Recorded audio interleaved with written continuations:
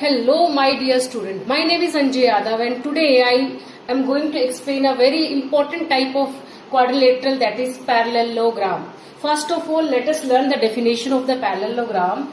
As the name says, parallelo, matlab that means a quadrilateral. Okay, in the quadrilateral, if opposite sides are parallel, that means if this side is parallel to this side. आपको पता है parallel क्या होते हैं? Parallel वो होती है the line which never meets. Rail की पटरियां कभी नहीं मिलती है तो वो पैरेलल होती है. लाइक दैट, ये लाइन अपोजिट साइड हमेशा पैरेलल रहेगी. आप इसको एक्सटेंड करते रहिए कभी नहीं मिलेंगी. एक पेयर ये हो गया और एक पेयर ये हो गया, ये भी पैरेलल होगी. ओके, तो अगर ऐसा किसी क्वाड्रिलेटरल में होता है तो उसका नाम होता है पैरेललोग्राम. नाम से अगर इसके वर्टिसेस को हम पॉइंट नेम दे ए बी सी डी, तो क्या बोलेंगे हम ए बी सी डी में? मतलब क्या होगा? A B is parallel to, ये जो इंडिकेशन होता है, ये साइन होता है पैरेलल का, parallel to C D, and A D is parallel to B C. अगर किसी भी क्वाड्रिलेटरल के दो पेयर्स ही पेयर्स होते हैं अपोजिट, एक पेयर ये और एक पेयर ये, दोनों अगर पैरेलल होते हैं तो उस क्वाड्रिलेटरल का नाम होता है पैरेललोग्राम. ठीक है. Okay, this is the definition of the parallelogram. अब इसकी प्रॉपर्टीज आ गई. प्रॉपर्टीज में क्या क्या लिखेंगे? पहली बात, पैरेललोग्राम की साइड तो पैरेलल होगी, वो डेफिनेशन में हमने कवर कर लिया. अब पहली प्रॉपर्टी होती है sides, opposite sides of the parallelogram are equal.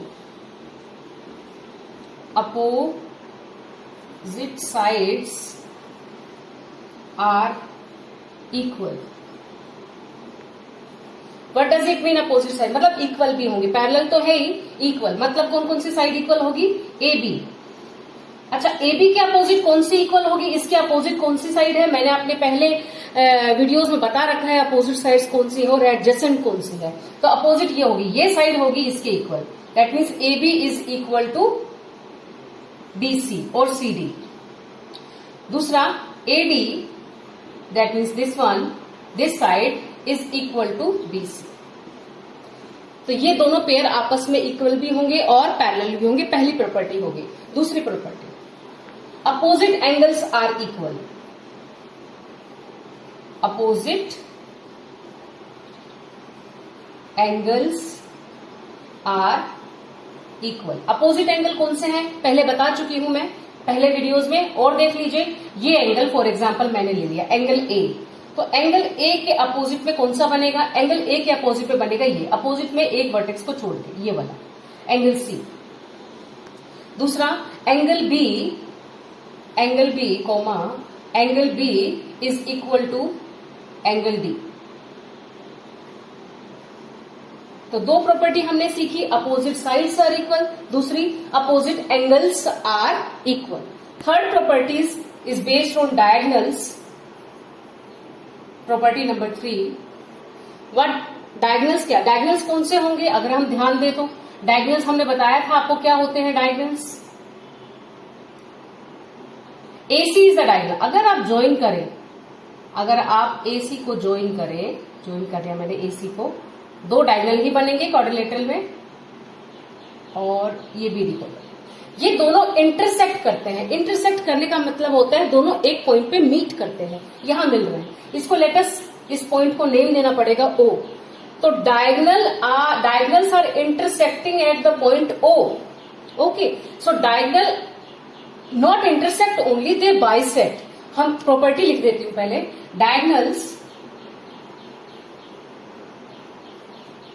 Bisect each other.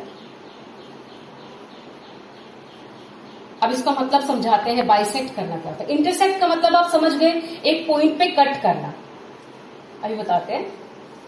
सिर्फ अगर मैं इंटरसेक्ट का बोलूं मतलब ये है, फॉर एग्जांपल दो लाइन है, दो लाइन सेगमेंट है, इन्होंने यहां एक पॉइंट पे कट किया, इसका मतलब होता है intersection. This is the point of intersection.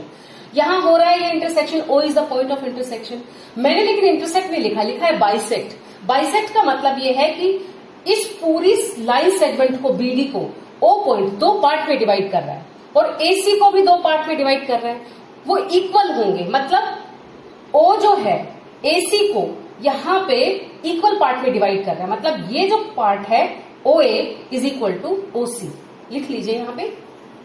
इसका मतलब क्या है, इस लाइन का मतलब क्या है कि OA is equal to OC.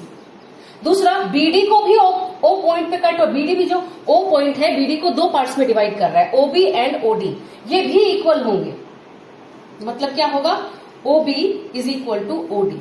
तो अगर ऐसा लिखा है कि डायगोनल बाइसेक्ट ईच अदर, इसका मतलब ये होता है जो डायगोनल है एक पॉइंट पे इंटरसेक्ट कर रहे हैं और उसके बाद वो पॉइंट ऑफ इंटरसेक्शन डायगोनल को इक्वल इक्वल पार्ट में डिवाइड कर रहा है। Like O A is equal to O C, O B is equal to O D. This is the third property of the parallelogram.